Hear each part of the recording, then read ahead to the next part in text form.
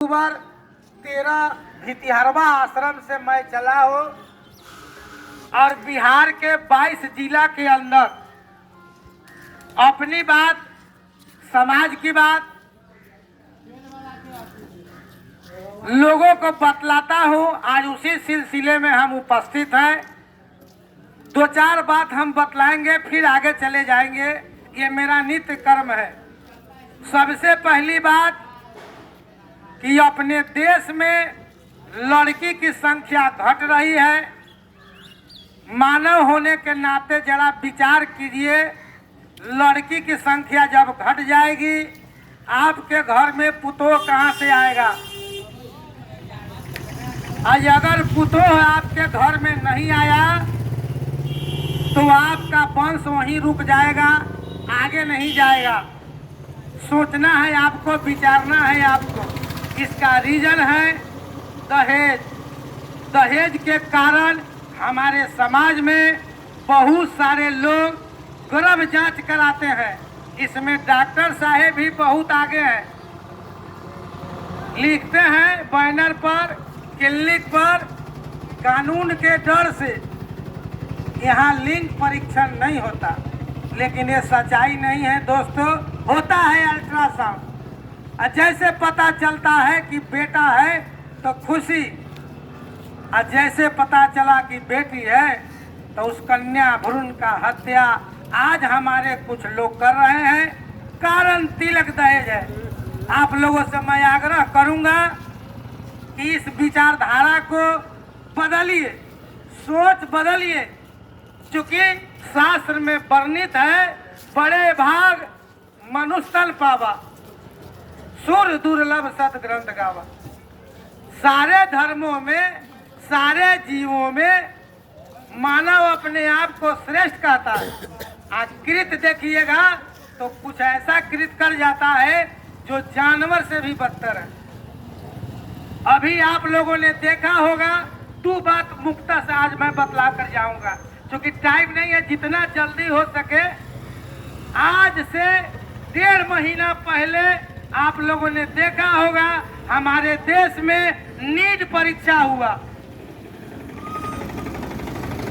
144 लड़का पकड़ाया, जिसका गार्जियन 50 लाख घूस देकर डॉक्टर बनाया। ये पकड़ाया है तब, आजादी से चल रहा है। कितना डॉक्टर बना होगा आप लोग समझिए। बचपन में सुने थे कि वो डॉक्टर था तब पेट खोल दिया, सी दिया, कैसे छोड़ दिया। नीड वाला लड़का जो आया है बन बन कर, वह कैसा इलाज करेगा आप लोग खुद समझिएगा। 50 लाख रुपया देकर उसका गार्जियन डॉक्टर बनाया है, ठेल के इलाज कैसे करेगा आज देख लीजिएगा। पहले हमारे आयुर्वेद पद्धति से नब्ज देखकर बीमारी का इलाज किया जाता था। आज तो जौले 10 गो चेक नहीं होता है, तौले इलाज नहीं होता है दोस्तों। ये है हमारे देश का व्यवस्था। मैं इस बात को यहीं पर विराम देता हूँ, आप लोग समझिए। दूसरी बात मैं आपका ध्यान आकृष्ट करना चाहता हूँ। 47 में देश आजाद हुआ। क्या आजादी सबको मिली है दोस्तों? ऊपर ये तस्वीर बना है इस संसार का सबसे हीरो डॉक्टर भीमराव अंबेडकर का, जिसने भारत को संविधान दिया, सबको अधिकार दिया। क्या वो अधिकार मिला? 2 बातें। आरक्षण जब मिला तो पहला भारत का नेता हुए बाबू जगजीवन राम, जो अपने लिए जिए, अपने बेटी के लिए जिए, अपने चमार जाति के लिए कुछ किए। आप लोग समझिए। दूसरा नेता रामविलास पासवान, अपने जिए, भाई को दिया, बेटा को दिया। अभी तो शादी नहीं हुआ है ना उस लड़किया की, अब उसी को मिलेगा। क्या दूसरे दुसाध को मिला? आरक्षण के नाम पर जो ये रिजर्वेशन है, ये पद्धति गलत है दोस्तों। आरक्षण मिलना चाहिए किसको? आरक्षण उसको मिले। अरे सब जात में गरीब है मेरे दोस्तों, आरक्षण उसको दो जिसको चप्पल नहीं है, आजो नहीं है चप्पल।